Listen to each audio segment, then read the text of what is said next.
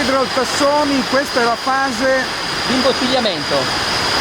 quindi Noi usiamo un vetro puro bianco, abbiamo un impianto di controllo a telecamere dal vetro, la sciacquatrice e l'imbottigliatrice.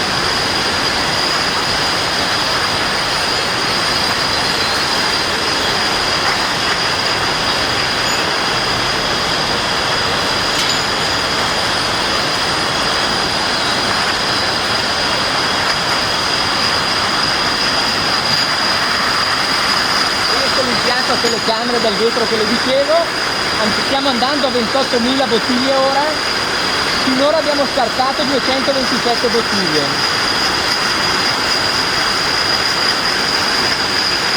si vanno a finire? Le buttiamo le ricamogli. Dove è il punto? Può essere che abbiano imperfezioni nella baga o nel corpo della bottiglia.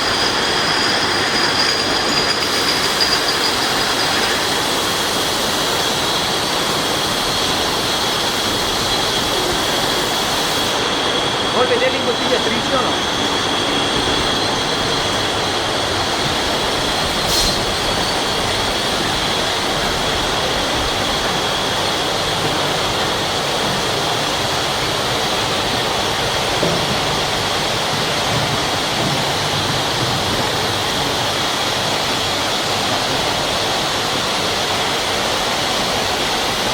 Lo sciroppo viene pompato dalla fabbricazione, diluito in acqua, poi c'è la fase dell'addizione della CO2, la gasatura, e questo è il prodotto finito che è pronto per l'imbottigliamento. E poi non c'è solo cedro, abbiamo quanti ingredienti nella cedrata Tassoni? Abbiamo limone, arancia e bergamotto oltre al cedro, anche se il cedro è l'aroma principale, il più utilizzato. C'è una percentuale di cedro quindi Più consistente.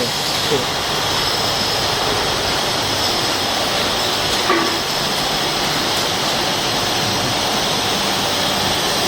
Questa è un'imbottigliatrice che va mediamente a 30.000 bottiglie ora.